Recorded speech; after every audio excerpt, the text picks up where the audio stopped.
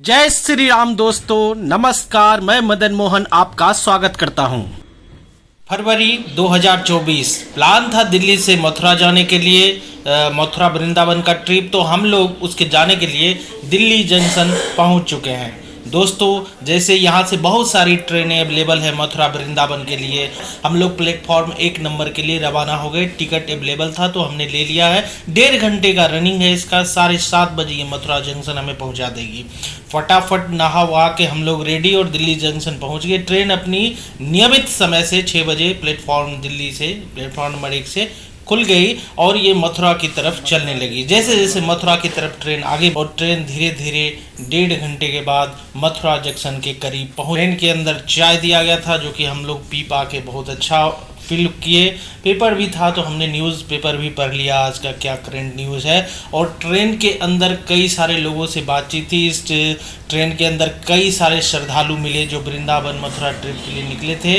दिल्ली से अगर मैं बताऊं मथुरा का डिस्टेंस तो वो पड़ता है 161 किलोमीटर। अगर यमुना एक्सप्रेसवे की बात करें, बाय रोड जाते हैं तो वो 161 किलोमीटर दिखाता है दिल्ली से। और हम लोग मथुरा जंक्शन किस जंक्शन पे? थोड़ा सा ट्रेन, किस ट्रेन से आए हो? शताब्दी। भैया हम लोग उतर चुके हैं मथुरा जंक्शन।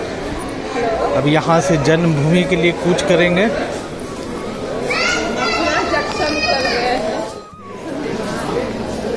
सुबह 6 बजे चले थे दिल्ली से शताब्दी में। 8:18 हुआ है, 5 मिनट पहले उतरे हैं। कितना है? हाँ, एग्जिट है। चलो, ये हम लोग मथुरा जंक्शन एग्जिट कर रहे हैं।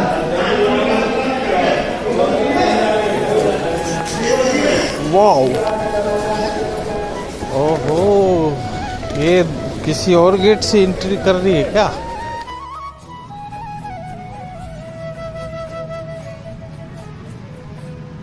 बैठ गए हैं। उसमें और भी एक पेरेंट्स थे जो वहीं जा रहे थे और बहुत घना कोहरा था। और सुबह सुबह जब हम पहुँचे हैं तो बहुत अच्छा फील हो रहा है, काफ़ी अच्छा लग रहा है। दिल्ली से आप आए हो, यहाँ कोहरा घना छाया हुआ तो अच्छा फीलिंग आ रहा था। और ऐसा करते हुए जन्मभूमि के पास, जन्मभूमि के गेट पे हमें वो ड्रॉप कर देते हैं भैया। और वहाँ से अंदर जब हम आते हैं तो ये वो सड़क है जो आप, मेन सड़क है जो आपको श्री कृष्ण जन्मभूमि के मेन द्वार यानी मुख्य द्वार तक ले जाएगी। इसमें कई सारे गेट हैं प्रवेश के लिए श्री कृष्ण जन्मभूमि में। तो जो आप देख रहे हैं इस समय स्क्रीन पे वो गेट नंबर 1 है, यानी यहाँ ये मुख्य द्वार कहा गया है श्री कृष्ण जन्मभूमि के एंट्री के लिए।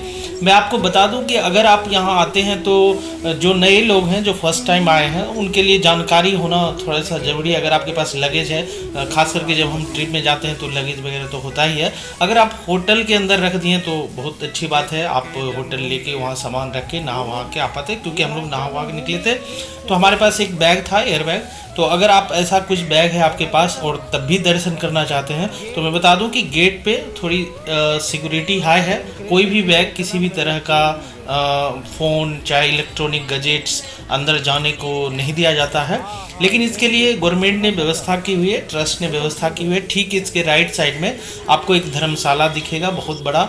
ठीक उस धर्मशाला के नीचे सामान रखने की भी व्यवस्था की गई है। आपके पास कितने भी लगेज हैं कोई बात नहीं, बिल्कुल मिनिमम दर पे, मतलब वहाँ 5 रुपये आपके सामान के हिसाब से वो टोकन काट के देंगे और आप वहाँ पे बैग या जो भी लगेज है आप वहाँ पे रख सकते हैं।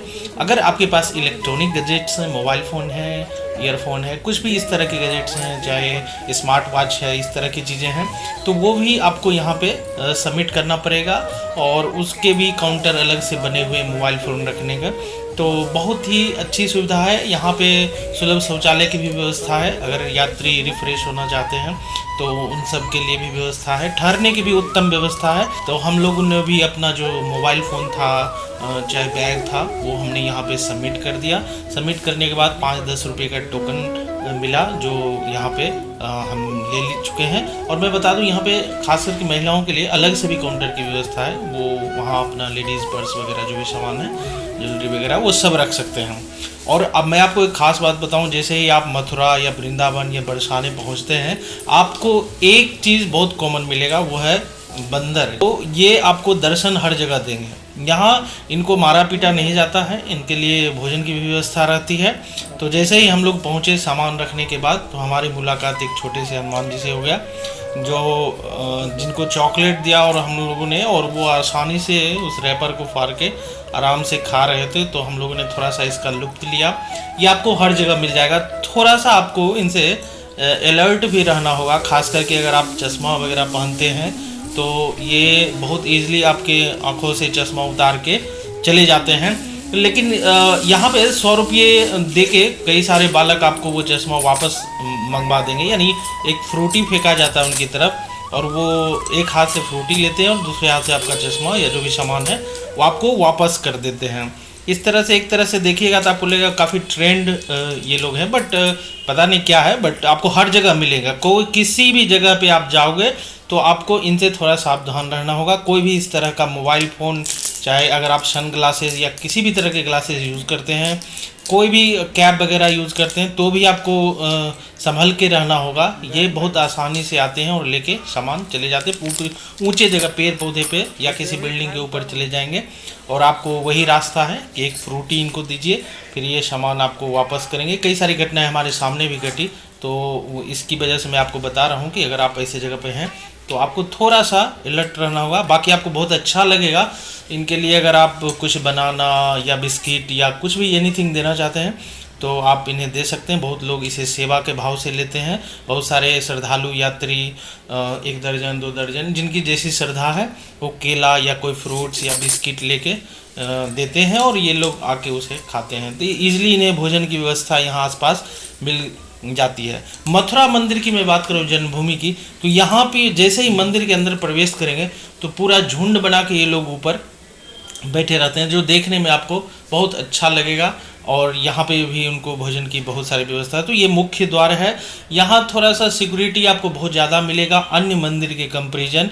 इसका वजह आप जानते ही हैं कि जो जन्मभूमि है, श्री कृष्ण जन्मभूमि, ठीक उसके दीवार से सटी हुई एक ईदगाह मस्जिद है, जो कि विवाद से भरी हुई है। कहा जाता है कि श्री कृष्ण जन्मभूमि का जो क्षेत्र था वो पूरा फैला हुआ था, उसी को तोड़ के ये मस्जिद बनाई गई, और जिस वजह से यहाँ पे सिक्योरिटी बहुत ज़्यादा है।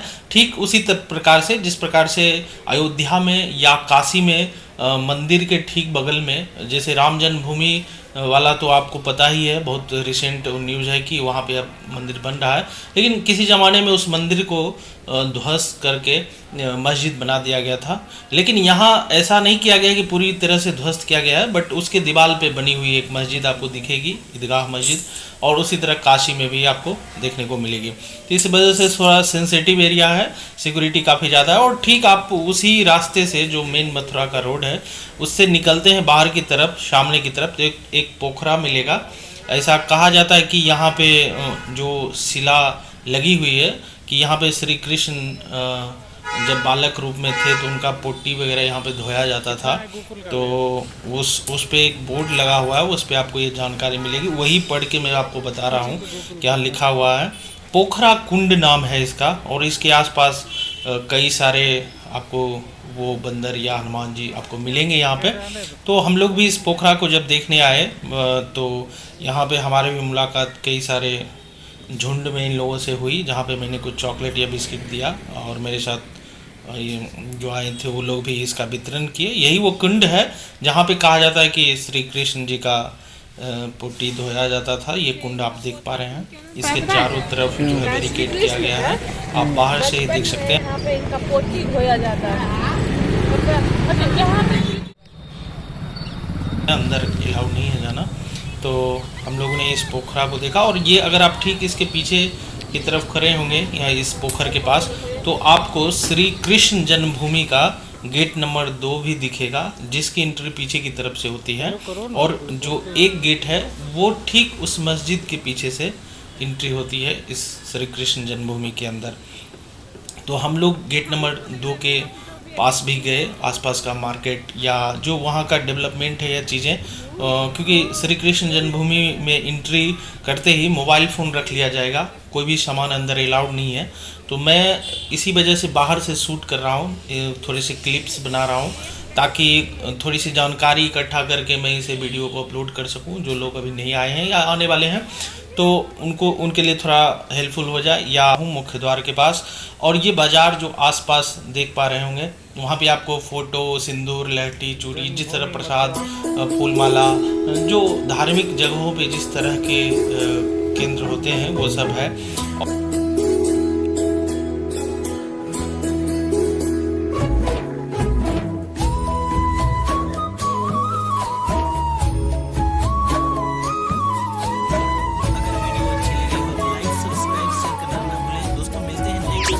तब तक के लिए जय श्री राम।